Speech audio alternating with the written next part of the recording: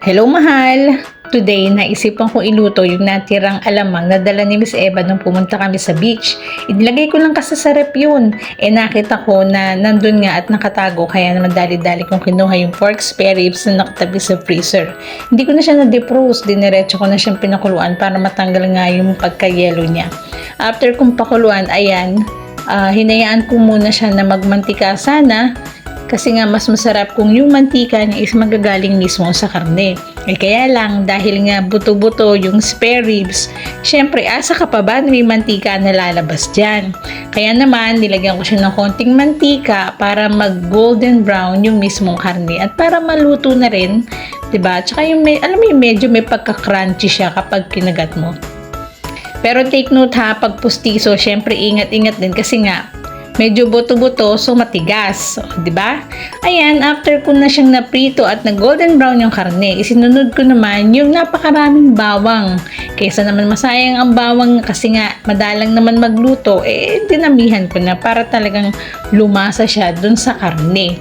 Ayan, after ko na siyang mahalo-halo ng konti, isusunod ko naman dito is yung alamang na natira nga namin ni Miss Eva at saka nila Karen nung pumunta kami sa beach.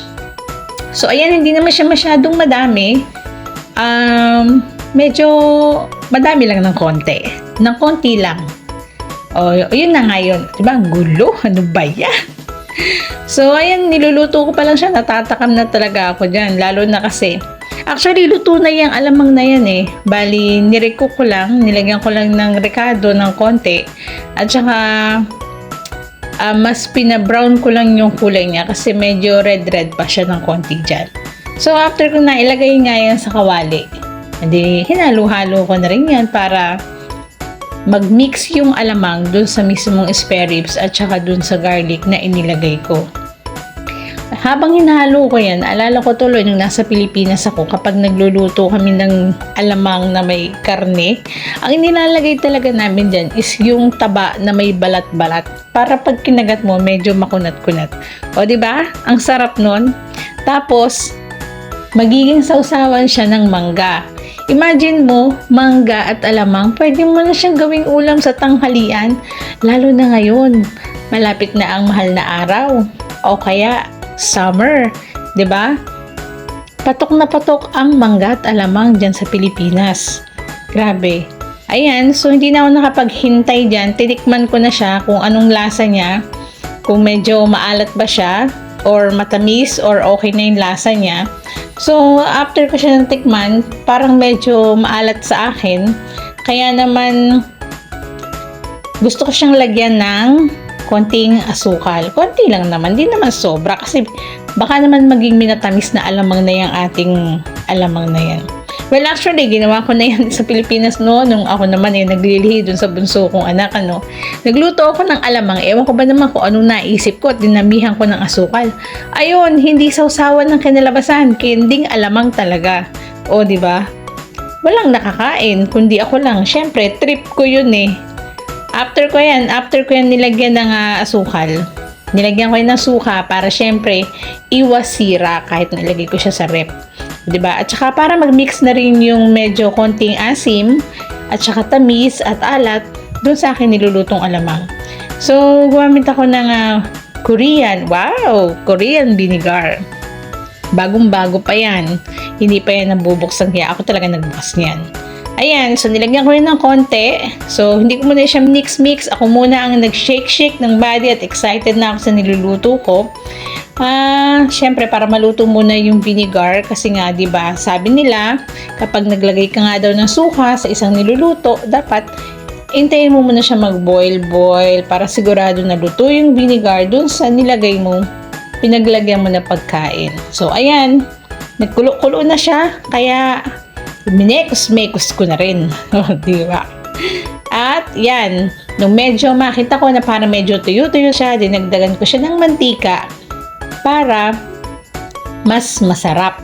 Di ba? Kasi sa alamang, mas masarap is yung medyo may pagka-oily siya para pag sinawsawan mo siya ng gulay o kaya inihalo mo siya sa kanin, yung lasa niya talaga mas kumakapit. O, di ba? So, ayan, halo-halo lang ng konti. And then, syempre, titikman ko uli para sure na sure ang lasa na talaga namang panalo na. O, di ba? Talagang syempre hindi ako papahuli dyan. Actually, kulang na nga lang talaga dyan is yung kanin. Diba? Sa kakatikim ko, nabubusog na nga ako dyan ng konti lang naman. Ayan, so tinikman ko na siya at talaga namang napakasarap ng pagkakaluto ko. Grabe. Talagang gustong-gusto ko na kumain ng tanghalian na yan. So, ayan, one click. Enough ko na yung fire and then get ready for our storage box.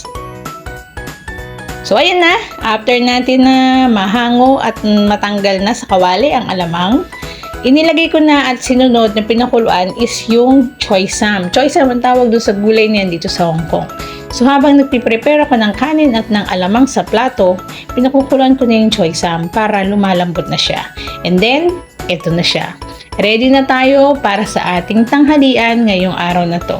Woo! Sarap! Grabe! Talaga namang mapapawaw na wow ako sa lasa ng niluto ko.